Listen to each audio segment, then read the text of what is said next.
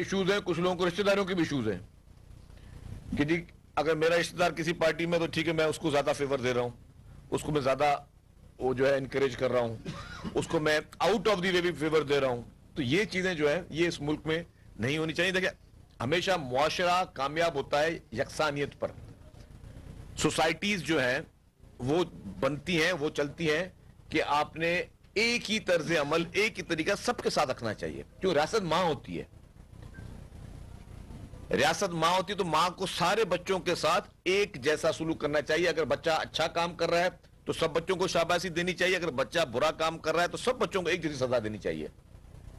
अगर रियासत ही सौतेली मां का सुलूक करना शुरू कर दे कि कुछ लोगों को कहे कि जी नहीं ये मेरे प्यारे बच्चे हैं, ये मेरे अदालती लाडले हैं, ये स्मार्ट हैं, ये गुड लुकिंग हैं, इनके साथ कोई और तरीका अख्तियार करना चाहिए, और बाकी लोगों के साथ जी नहीं, उनके लिए तो फिर जो कानून में नहीं भी लिखी है सजाएं, जो जुर्म आपने नहीं भी किए होते उनकी सजाएं आपको मिल जाती हैं। मतलब इमरान खान के लिए मैं समझता हूं कि कौन सी चीज अभी आना बाकी है। आइन और कानून के दायरे में रख के हम बात करें तो पहली सवाल यह, कुछ दोस्त सवाल करते हैं कि यार इलेक्शन टाइम पे होना चाहिए, इलेक्शन इस तरह, हम कहते हैं बिल्कुल होना चाहिए। इलेक्शन अपने वक्त में होने चाहिए, एक टाइम पर होने चाहिए, आइन और कानून के दायरे में होने चाहिए। इलेक्शन के लिए जो फैसले आए वो भी कानून के दायरे में आने चाहिए, वो भी आइन के दायरे में आने चाहिए। अगर सुओ मोटो नोटिस बनता है तो 184 में जरूर आना चाहिए। लेकिन अगर वही केस किसी सेशन कोर्ट में मौजूद है, वही केस किसी हाई कोर्ट में मौजूद है, तो एक चीज, एक ऑलरेडी अंडर ट्रायल है और एक सब जुडिस चीज पे सुओ मोटो नोटिस नहीं आ सकता, नहीं हो सकता। तो ये चीजें जो है, जो प्रैक्टिसेस चल रही हैं पाकिस्तान में, क्या ये आईनी है, क्या ये कानूनी है? और दूसरी बात कि जब चीज आईनी इदारे सारे हैं ना, हम जब एस्टेब्लिशमेंट की बात करते हैं तो पूरे इसमें सारे आईनी इदारे होते हैं, किसी एक इदारे का आइन वो नहीं है कि ये एस्टेब्लिशमेंट है। क्या इलेक्शन एक आईनी इदारा है या नहीं है, पहले फैसला करना चाहिए। और क्या उस इलेक्शन कमीशन ऑफ पाकिस्तान ने ये क्लियर नहीं कहा फॉरेन फंडिंग केस में कि इमरान खान जो है उसने अकाउंट छुपाए, उसने मनी लॉन्ड्रिंग की, उसने भारत से और इसराइल से पैसे लिए? या उसमें मैं गलत बात कर रहा हूं? अगर उस फैसले में लिखा हुआ है तो पहले उस फैसले को चैलेंज होना चाहिए। मैं कहता हूं पीटीआई उसको चैलेंज करे, उस पर फैसला आना चाहिए। मुल्क की सारी सियासत अब उधर से शुरू होनी चाहिए कि एक आईनी इदारे ने कहा है और सबूत के साथ कहा है, किसी ऑब्जर्वेशन के हिसाब से नहीं कहा। अगर इलेक्शन कमीशन ऑफ पाकिस्तान का वो फैसला कोई पढ़ ले, वो किसी पर्सनल ऑब्जर्वेशन पे नहीं है कि किसी की शक्ल अच्छी लगती है या कोई स्मार्ट है या किसी का और घरेलू इशू है। उसमें उन्होंने साथ में अकाउंट्स की डिटेल्स दी हुई हैं, अकाउंट के नंबर्स दिए हुए हैं कि ये फलां बैंक का अकाउंट है, इसमें 50 करोड़ रुपए आए, और फिर जब उसको मैच करते हैं कि पीटीआई के असासों से जो उन्होंने डिक्लेयर किए उसमें वो 50 करोड़ रुपए का जिक्र भी नहीं है और अकाउंट का भी जिक्र भी नहीं है।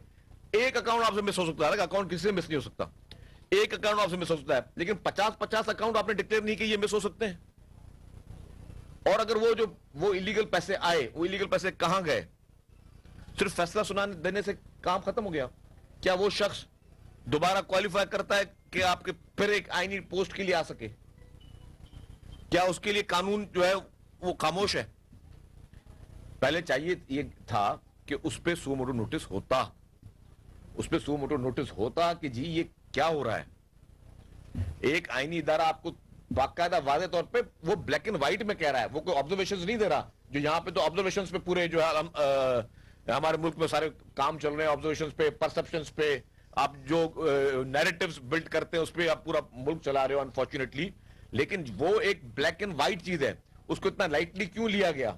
उस पर उसके बाद क्यों नहीं कोई कार्रवाई हुई? उसके बाद गिरफ्तारियां क्यों नहीं हुई? जिन जिन लोगों ने ये चीजें की उनके खिलाफ कोई सजाएं क्यों नहीं सुनाई गई? आपने वैसे तो छोटी छोटी चीजों पे लोगों को सजाएं सुना देते हो। आपने उस मुल्क में तो वैसे सिर्फ इल्जामात की बिना पर टॉप लीडरशिप को आप सालों साल आप जेलों में रख देते हो, और यहां पे वो शख्स लाडला अदालती लाडला, उसको तो एक दिन कोई खराश भी नहीं आ सकती, वो किसी थाने में नहीं आ सकता। ये आप लाहौर में हम बैठे हुए, आप लोग विटनेस नहीं हो। यास्मीन राशिद साहिबा ने जो सदर आरिफ अलवी साहब को कहा फोन पर, जिसकी जो रिकॉर्डिंग आई, और उसको डिनाई नहीं किया ना आरिफ अलवी साहब ने किया ना यास्मीन राशिद साहबा ने, क्योंकि हमारे वर्कर पुलिस पर पेट्रोल बम फेंक रहे हैं। कितने लोग उसके बाद गिरफ्तार हुए हैं? एक पार्टी की एक जिम्मेदार खातून, बहुत एहतराम है उनके लिए, वो एडमिट कर रही हैं कि जी हमारे वर्कर्स पेट्रोल बम फेंक रहे हैं। ये छोटी बात है, पुलिस पर, फोर्स पे, यूनिफॉर्म फोर्स पर पेट्रोल बम फेंक रहे, कुछ नहीं है। और सदर पाकिस्तान को कह रही है, और मुल्क के सदर पाकिस्तान को कह रहे हैं। मुझे ये बताएं, क्या ये क्राइम नहीं? तो खत्म कर दी क्राइम। ये जो आप समझते हैं फॉरेन फंडिंग भारत से और इसराइल से लेना इस मुल्क में क्राइम नहीं है, सब पार्टियों के लिए खोल दें आप। शासक की का महवर अब वहां से शुरू होना चाहिए। ये दो आंखें नहीं चल सकती इस मुल्क में। शासक का महवर वो शुरू करें, अगर वो क्राइम नहीं है, हालांकि क्राइम है मेरी नजर में, तो उसको ओपन फॉर ऑल कर दें। फिर हर पॉलिटिकल पार्टी पाकिस्तान की वो भारत और इसराइल से जो है वो फिर फंडिंग देना शुरू कर दे, और वो भी शौक से देंगे। इस मुल्क में अफरा तफरी फैलाने के लिए, इस मुल्क में खुदा न खासा तबाही फैलाने के लिए भारत और इसराइल आपको शौक से पैसे देगा। आप शौक से वो पैसे फिर सबके लिए अलाउ कर देंगे। सब जो है मांग रहे थे कि खान साहब से मुलाकात के इतने पैसे जो हैं वो फराहम किए जाएं, वो बात अब आगे जा चुकी है। और एक टिकट के लिए